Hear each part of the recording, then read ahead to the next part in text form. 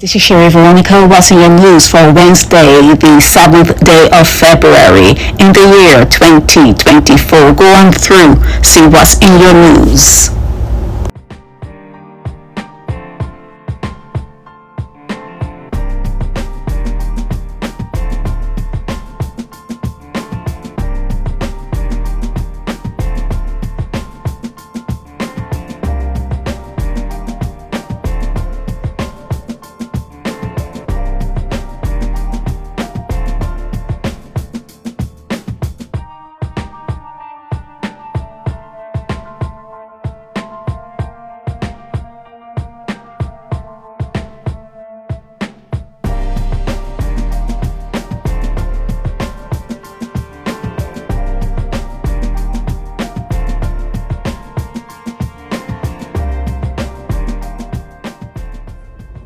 Hi, this is Sherry Veronica. These new workers, well, they're not new workers, but the employers are new. Did they think that they were going to have like a windfall? Did they think that the contract with private industry was going to be much better than they had with the government? And what about some of the workers who were not picked up? Remember, I talked about that before. They're not talking about it, but some people wrote to me and said that some senior members of the sugar industry, they were not picked up. So the ones who were picked up, they're happy, they have a job. But what about the other ones who were senior and who really knew the ropes? What about them? So they don't like the contract, okay? They're muffed, or they're surprised by the new contract and it's delaying the start of the sugar crop. What did they expect? Did they expect that they were going to get rich overnight?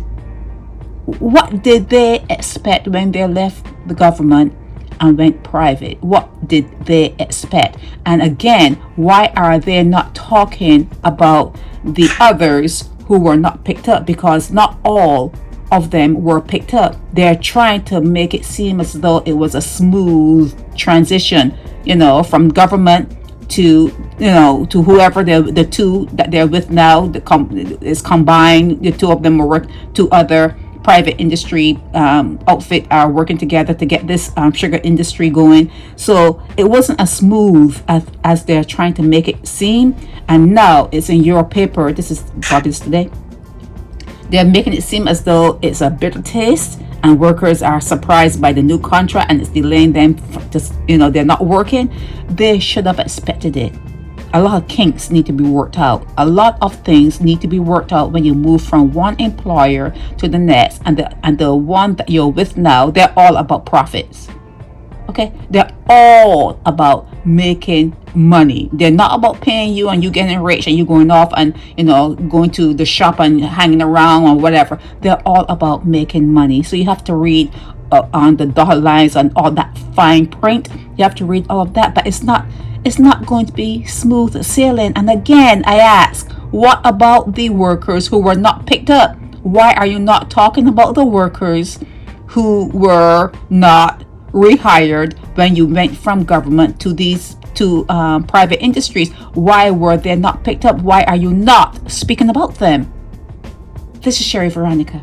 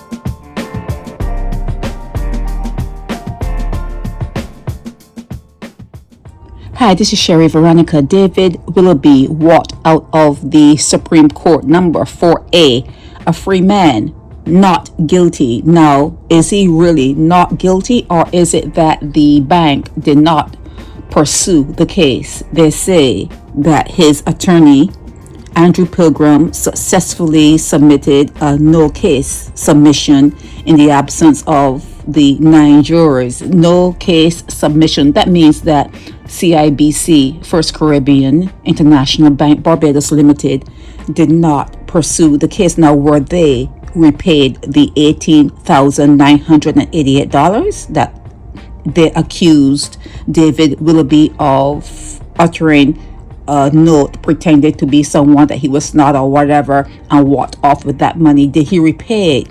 That's what your newspaper, that's what needs to be discussed in your courts. It needs to be, people need to be left with some sort of closure, not have an open-ended something that happened and you don't know why it was resolved the way it was resolved. People need to know, now, did David Willoughby pay the bank back that money? And that's why the bank did not pursue a case against him, because I cannot imagine him going off with almost $20,000 and no one is saying anything, and he has to pay his attorney. It's time at the court. How was this really resolved? When they say no case submission, it's like I said, it's obvious that the bank didn't pursue it. So why did the ball drop from their end? Did someone drop the ball from the bank's end and forgot to pursue this case? Did he get away with the money? Did David Willoughby get away with the money? What happened really? Because when it says not guilty, it doesn't mean innocent. Not guilty doesn't mean you're innocent. And I do this to say that it doesn't mean that he didn't do what he was accused of doing. It just means that maybe there could have been a settlement. It means that maybe someone dropped the ball. It could mean a lot of things. It could also mean he's innocent, okay? It could also mean he's innocent. But chances are someone dropped the ball.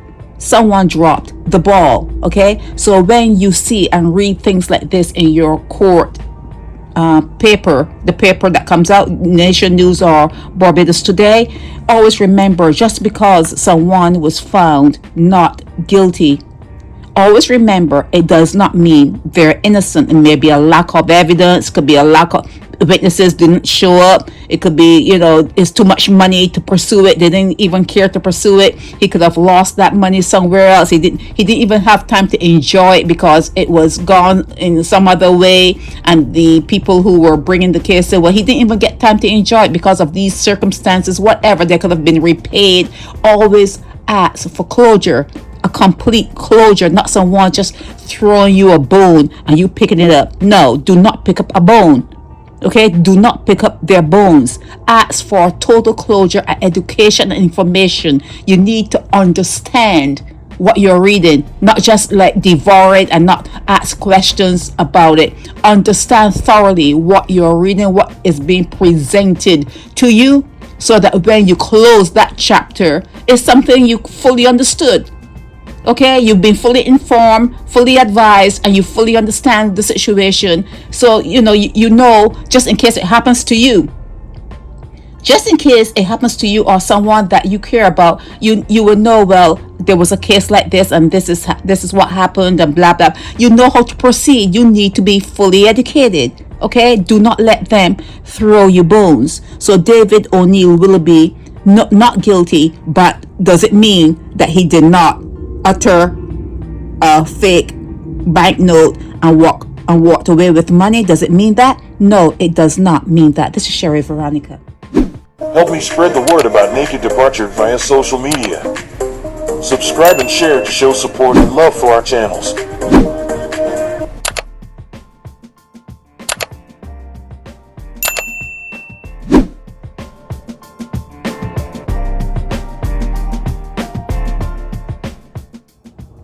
Hi, this is Sherry Veronica. Anthony Bishop is known to you. He's known to the Barbados Police Service. He has been on his own for many, many years. I see him first pop up in your news when he was 20. Usually at 20 years old, you're still with your mom or dad, usually the mom, and you wonder how could he have been on the streets and homeless, walking around like that from such an early age. You never know the beginnings of a person, but you do know that if you have children and you cannot take care of them, you're poor. Put it that way. If you are living in poverty and you have children, you're raising them.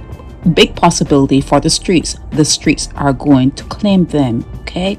So when you see Anthony Bishop here before the court again, excuse me, Magistrate Ian Weeks, when you see him here before Ian Weeks again, and Weeks is saying, well, since you do not have an address, we may find it really hard to find you, so just go up to the hotel and rest your head for until March 1st, another less than a month, but almost a month, so that he can come back and do what he be processed through the system. So Anthony Bishop, it seems as though this time it wasn't like stealing or anything like that, because like I say, he has matters already pending, before the court. I don't know how he got bail, but he did.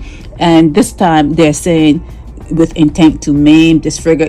They don't say attempted murder. That's not something that you use in Barbados, but probably that is what it was.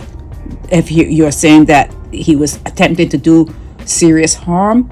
Okay, so his crimes are escalating. Anthony Bishop's crimes are escalating. He's getting stronger within the core of what he is. The anger and everything, the frustration, whatever else he's going through, is going to get worse, and it's going to come to a boiling point that when he's before you for another time, it could be something else even more egregious. So you need to nip these things in the bud. You need to see the road that he's going down and nip it in the bud. I know you promise people, oh, you can take classes, or you can see people, experts, while you're up there at Hotel St. Philip, but it's not true. You're not helping young people. It started out with the first playing ground with the parent, the mother and the father, deciding not to use protection. So it started early. It's not really your fault, but now you have it. You have him. You have Anthony Bishop. So what are you going to do with him? Are you going to let him, derail someone that had potential?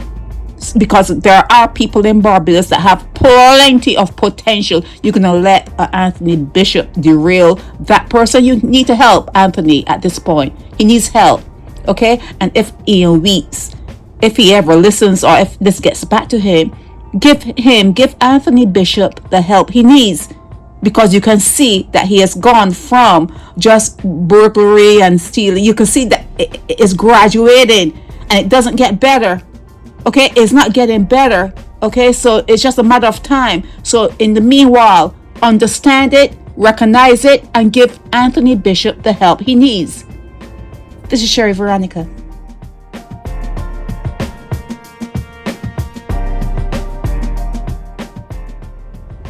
Hi, this is Sherry Veronica. During the yesterday was Tuesday, during that hearing in Parliament yesterday, when they were defending the legislation that they want to bring on board in regards to freedom of speech, because that's really what it is, they got really out of hand. I felt that the Attorney General was kind of out. Now, let me pull back.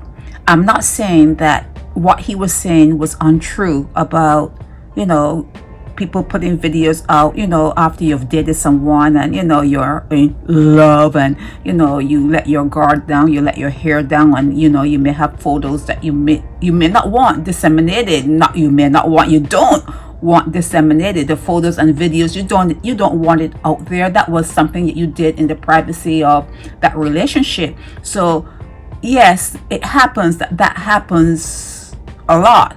But when your Attorney General brought that up, as a way of saying, yeah, we need this particular legislation because this is what happens. And then he mentioned like underage stuff. I felt that although it happens, although what he brought up really does happen, I felt that he was trying to stroke your emotional bone. I felt that he was trying to engage like emotions among you, and I felt that he wasn't sincere. I felt that it was almost like he was trying to, like, it was like a sort of brainwashing. Okay, that's how I felt. I felt that they were grasping at straws because they want you to be muzzled. They don't want you talking about them at all. They don't want you having any kind of opinions. They don't want you speculating, and people speculate when you don't have when they don't get the information they need to make good decisions. You have to speculate, and it's a very secretive society, and when you speculate, they don't like it. They don't like it at all. But that is what being human is. That is what being a human being is. You look at what is happening around you. You kind of take in what you're hearing, and you form opinions. It's normal. It's natural. Okay, so they're trying to muzzle something that is natural for humans all over the world. The best thing that they can do is to give you information, good, honest, truthful information, so that you can make better decisions and think better, not muzzle you. So when they were in Parliament yesterday talking about bringing this cyber issue into full-blown law, I think that they were trying to beguile you by saying, oh, these things happen when after you're no longer in love. These things happen, and if someone is underage, these things happen and shouldn't happen, and you shouldn't watch the videos and blah blah blah. But that's going to happen no matter what. What they should be talking about is giving Barbadians the information they need, having an open society, not hiding as much, because they hide a lot. And they should be talking about, okay, no longer can a private citizen or a company give politicians money for their campaign or their, for whatever their charities, without it being like something that's open to the public, and it can't be in the politician's name. You should have a separate account for any kind of donations that are being given to you, whether it's for you to run a campaign for the next election or whether it could be for a charity. It should not be in your name. That's what they need to be talking about. These amounts of monies should not be in your personal name and it going in your personal account, and then when you see these people are being hired or given contracts, you can't say, well, it ties in. You gave that person $7,500 and they're giving you a contract to work on the school, they're giving you a contract to work here or there. It ties in. So you need, that is what you need to have opened. Those are the areas you need to have open to talk about these things, not try to bring in things that happen in the privacy of homes and try to say, oh, that's why we need this cyber law. Nah, I'm going on and on. I'm going to stop now. But yeah, I thought that during Parliament yesterday, I'm not going to say I watched the whole thing. I did not. But part of what I saw, it turned me off because I felt that they were trying to beguile you. They were trying to pull on some strings, some heartstrings to say, oh yeah, we really need this. No, they always do that. It happens here in America. It happens all over the world. They will try to get you in one way and then put a whole slew of laws through, and you were like, when did that happen? But it happened when they were pulling on your heartstrings, when they were talking about this and that. They push a whole lot of other things through. So you have to be careful with that. I'm going to stop now. This is Sherry Veronica.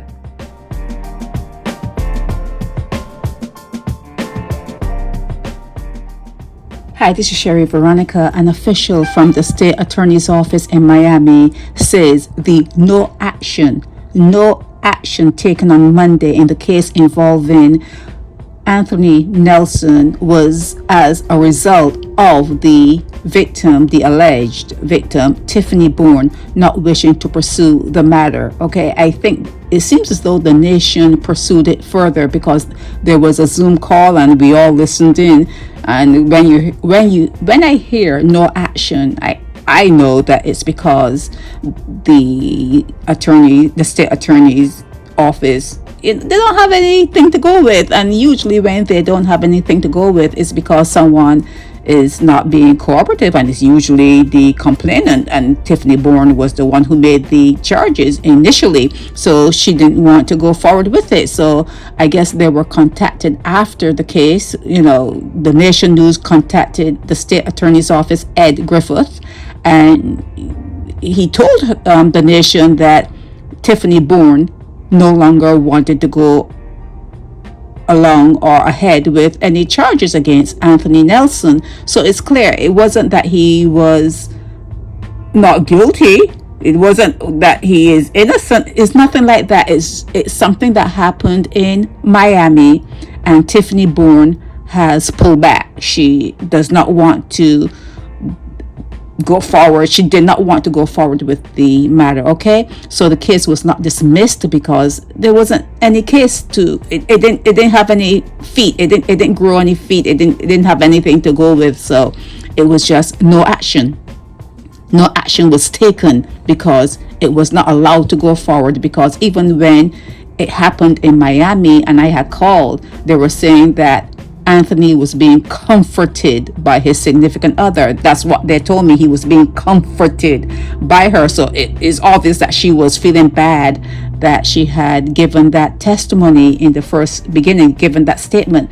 But there was no woman no Caucasian woman. There was no child. There was there was nothing like that. I don't know what got into Anthony Nelson's head for him to make up a story that was even worse than what really happened. You don't know when fear grips you and when you're so ashamed or whatever it was, but he made up a story that was even worse than what happened between him and his girlfriend while they were on that cruise.